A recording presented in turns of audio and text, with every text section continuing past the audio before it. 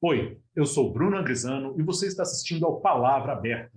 Nosso convidado de hoje é o deputado do PSL Fluminense, Sargento Gurgel, e vamos conversar sobre os deslizamentos de terra em Petrópolis, no Rio de Janeiro. Bem-vindo, deputado. Eu que agradeço, obrigado pela oportunidade de a gente esclarecer um pouquinho nossos cidadãos o que está ocorrendo e demais assuntos aí. Obrigado, deputado. Petrópolis continua sofrendo com as consequências de uma forte tempestade que provocou um deslizamento de terra no dia 15 de fevereiro. No dia 17, outro deslizamento obrigou a evacuação emergencial de um bairro. E no dia 23, a contagem de vítimas fatais chegou a 198, segundo a Defesa Civil do Rio de Janeiro. Deputado, é impossível conter a força da natureza. Mas é possível evitar que tragédias como essas resultem em tantas vítimas? Olha, eu acredito que é possível o poder público diminuir os seus impactos e talvez até impedir algumas, sim. Mas isso demanda de planejamento e tempo, algo que a gente acaba não tendo em razão de alguns fatores importantes. Essa tragédia, por exemplo, de Petrópolis, a gente tem que considerar todo o passado. A gente está falando aí de 2011, a última tragédia no Rio de Janeiro, e 2021. E o que a gente tem de concreto, de pesquisa, de infraestrutura, de educação da sociedade? Porque a gente sabe que são um conjunto de fatores. Tem o fenômeno da natureza, tem o fenômeno da ação humana, ou seja, de quem habita, de quem utiliza esse local, e tem o fenômeno do gestor público. São três fatores que, se não trabalhados e entendidos, causam desastre a essa natureza. E quem sofre é a população que está lá, né? É a população da localidade. Então, eu acho que dá sim, mas tem que trabalhar.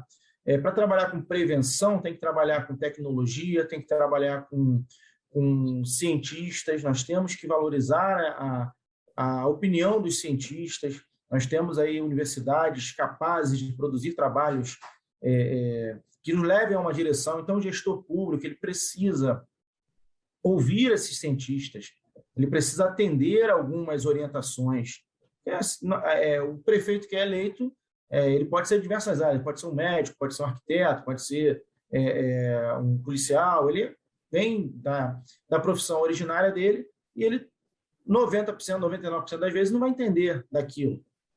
Mas ele precisa ouvir quem entende, porque ele é um gestor público. Então, ele tem a sua parcela de responsabilidade para evitar essas tragédias assim, de dimensões catastróficas, né, que a gente tem ali. É muito triste ver essas famílias destruídas, ver uma cidade como Petrópolis, uma cidade linda, rica em história, né, rica em cultura, destruída desse jeito, né, destruída sob o ponto de vista arquitetônico, mas também destruída do ponto de vista humano, né? Com o seu ser humano, com o seu cidadão destruído, arrasado, né? Com aquele ente querido arrancado de você de forma abrupta, como foi essa, né? Na minha opinião, o que tem que se fazer, eu defendo muito isso e acho que a gente pode chegar a alguma conclusão, primeiro, uma única legislação que trate do assunto. Hoje o que nós temos são várias legislações esparsas. Aí você acaba cuidando de um ponto, você cuida de criminalizar uma ação, beleza, mas tem 90 ações ali que você não está cuidando. Então, você não vai resolver o problema. Então, você tem que fazer uma única legislação com caráter instrutivo, com caráter educativo, com caráter punitivo, com caráter de normas gerais a serem seguidas por gestores, criar um órgão central, na minha cabeça, eu imagino que é algo semelhante à Força Nacional, mas talvez não mobilizado. Mas você imagina que numa tragédia dessa, né, e aí já aconteceu a tragédia, vamos pensar nisso. Aqui não se trata tanto de prevenção, se trata de tentar diminuir os seus impactos. Mas numa tragédia dessa, você vai utilizar enfermeiro, você vai utilizar policial, vai utilizar bombeiro, vai utilizar guarda municipal, vai utilizar forças armadas, ou seja, vai utilizar todo o material humano disponível para ajudar naquelas localidades. Então, você imagina que se a gente tem um órgão central que treine esses profissionais, que dê treinamento anual, contínuo, até para voluntários, até para pessoas que, de repente, não ocupam um cargo público, mas se voluntariam, olha, eu quero aprender como agir em caso de deslizamento, eu quero aprender, nesse caso de tragédia, o que fazer. E aí você tem um efetivo ali muito maior para que naquelas primeiras horas se salve o maior número de pessoas possíveis. E, para além disso, se de repente a pessoa sabe, é instruída, pelo menos essas pessoas que habitam esses locais de risco, esses pontos de risco, se ela sabe como se portar, por exemplo, eu fico atrás de algum lugar, eu vou para outro lugar, eu consigo nadar numa direção contrária à corrente, se houver uma enchente, o que eu tenho que fazer para aumentar a minha chance de vida? Até mesmo em caráter educacional para essas pessoas, né? Porque o que a gente viu ali é o que me causou assim, muita tristeza e também assim, muito espanto, né? Porque a gente vendo ali acontecendo, né? Você vê, por exemplo, um ônibus. Nunca se imaginou que um ônibus fosse ser vítima de uma enchente. Porque o ônibus geralmente sobrevive à enchente. Então, eu tenho, assim, imagino que as pessoas que estavam ali achavam, num primeiro momento, que estavam seguras, que estavam dentro de um ônibus. Geralmente arrasta carro, mas para arrastar ônibus, tem que ser uma coisa grandiosa como essa. Mas será que talvez se aquele motorista, se aquelas pessoas dali tivessem essa dimensão, logo no início elas já não teriam tido alguma atitude, logo no início elas já não teriam tido alguma ação que pudesse ter salvo a vida da maioria daquelas pessoas ali, né? Quando a gente vê que a coisa vai acontecendo, a gente vai se perguntando, caramba, como é frágil a vida nesses momentos. Você vê que muitas pessoas resistiram, muitas pessoas se mantiveram vivas por um bom tempo e até conseguiram se segurar em algum lugar. Uma das cenas mais impactantes, quando a pessoa consegue segurar e a princípio vai sobreviver, porque a terra está ali, pertinho. Em uma das imagens que você vê isso, só que a pessoa por alguma razão se desprende e vai embora, e depois fica como desaparecido. Eu nem sei o caso específico desse fato que eu estou citando aqui, se a pessoa foi encontrada com vida, mas provavelmente não, porque estava sumida já há bastante tempo.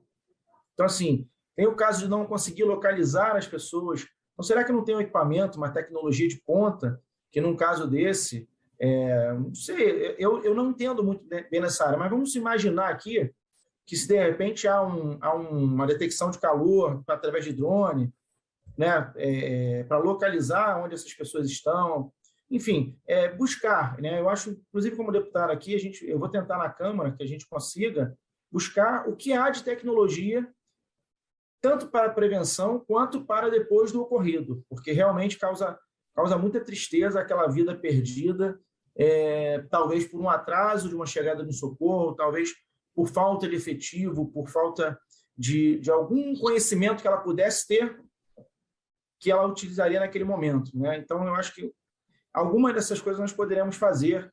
Isso não tem grande impacto financeiro, e talvez tenha um efeito bem positivo, né? Em caso de já ocorrendo essas tragédias, né? Deputado, se a gente busca na memória, a gente fica chocado com a quantidade de ocorrências trágicas no período de chuvas do Brasil. No começo do ano, nós tivemos uma ocorrência relativamente semelhante. Um deslizamento sério em Ouro Preto, em Minas Gerais, que felizmente não teve vítimas, mas deixou uma parte de um bairro soterrado. Eu queria refletir sobre esse caso. O bairro que foi soterrado já havia sido evacuado anteriormente pela ação preventiva da Defesa Civil. O senhor mesmo falou da necessidade de um órgão organizado para isso. Seria a Defesa Civil a solução? Dar mais, vamos dizer, financiamento, mais dinheiro, mais poder, até pela lei, à Defesa Civil?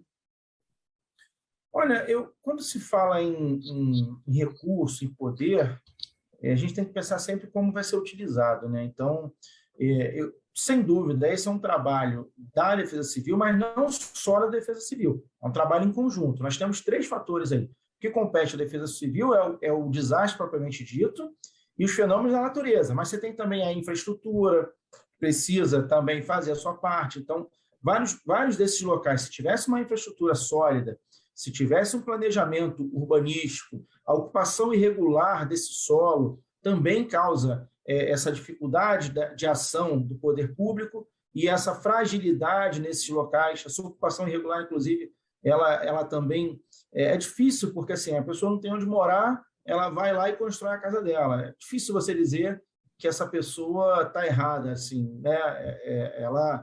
ela deu o jeito dela para morar, vamos supor, não sei a realidade de cada pessoa, né?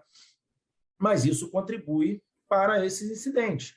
A falta também de uma resposta, o atraso nas sirenes, e aí tem que se ver. Mas eu diria o seguinte: essas cidades que têm esse potencial de acontecer essas tragédias têm que ser monitoradas com lupa. Tem que ter no plano de governo, por exemplo, do cara que for candidato a prefeito, do cara que se propor a representar essa cidade, tem que ter no plano de governo dele ações efetivas para não permitir que isso aconteça. E aí é uma responsabilidade de todos os cidadãos. O que eu quero dizer é o seguinte: a Defesa Civil é muito importante, talvez seja o órgão mais importante nesse trabalho, mas não está sozinha. Há uma parcela de responsabilidade da sociedade, uma parcela de responsabilidade do gestor público local, que é do prefeito, e da infraestrutura, que precisa planejar bem e executar onde ainda é possível. Porque onde já está ocupado, a gente tem a justiça, que às vezes não permite que se desaproprie, desapropriou também para onde essa pessoa vai, será que o Estado consegue dar uma nova moradia, se não consegue, são vários problemas que a gente sabe que não se resolve do dia para a noite. Mas, assim, o bem mais importante, mais precioso de qualquer ser humano é justamente a vida, né? A gente tem que ter essa consciência de que a gente precisa preservar vidas, né?